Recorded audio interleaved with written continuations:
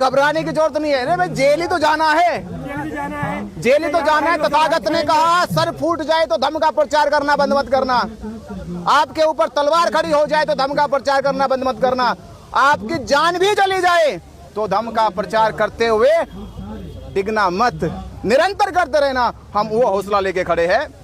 Jail डालो, मुकदमे लगाओ, मार दो, गोली चलाओ, डंडे चलाओ, तलवार चलाओ, पर यह आंदोलन चलता रहेगा जब तक महाबोधि महाविहार मुक्त ना हो जाए। ये जेल में जाकर आंदोलन रुकने वाला नहीं है बल्कि बढ़ने वाला है। और बाबा साहब अम्बेडकर जी कहते थे कि आजादी की लड़ाई, हक की लड़ाई कुर्बानी मांगती है। आप एक कुर्बानी दोगे 1 लाख लोग तैयार आ जाएंगे।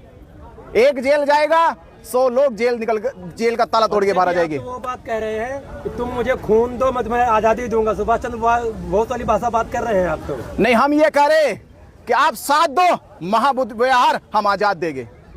आप साथ दो, बस साथ देंगे, क्योंकि हमारा आंदोलन शांति का आंदोलन, मैत्री का आंदोलन है। पर हम 2 चीज जिक्र करेंगे, बुद्ध की शांति और अशोक की क्रांति भी हमारे साथ है।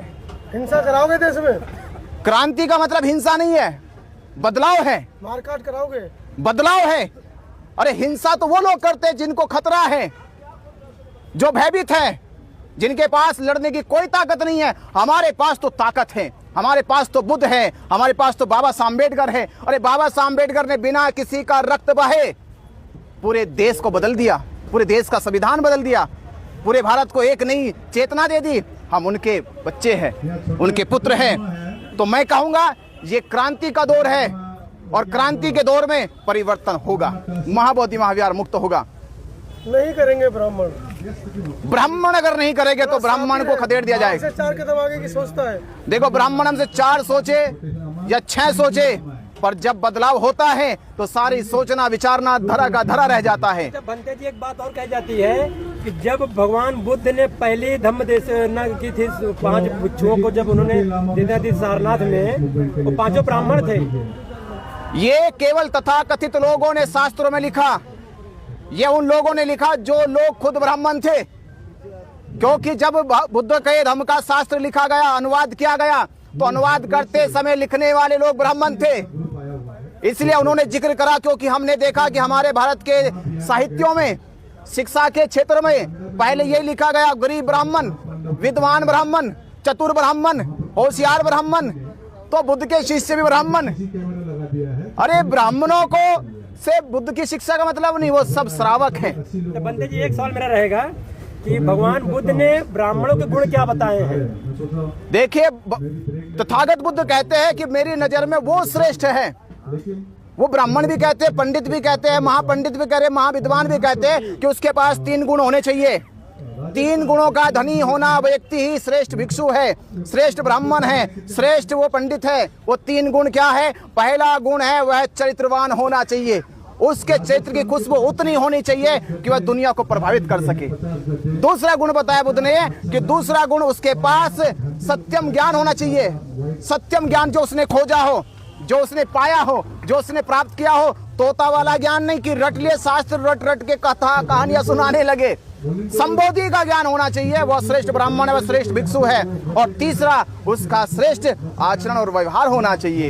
इन 3 गुणों का धनी व्यक्ति ही दुनिया का श्रेष्ठतम ब्राह्मण है, दुनिया का श्रेष्ठतम पंडित है, दुनिया का श्रेष्ठतम बौद्ध भिक्षु है। मतलब आप साफ साफ कहना चाहते हैं कि जो ब्राह्मण है सब फर्जी और ढोंगी, ये सब फर्जी है। और 3 गुणों का मानक है, ये पैमाना लगाइए, कसौटी लगाइए, 3 गुणों में परिपूर्ण हो जाए, वही श्रेष्ठ है। भांते जी, आप हजारों साल से यहाँ बौद्ध भिक्षु लोग रहते हैं, किस कारण से अभी तक आप पिछड़े रह गए?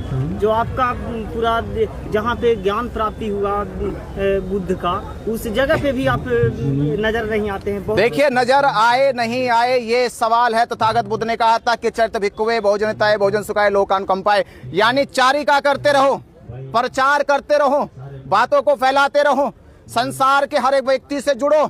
वो काम सबसे पहले किन का था? बौद्ध भिक्षुओं का था। और आज के दौर में वो काम किन का? वो मीडिया का है। वो काम आज मीडिया का आप लोगों का है।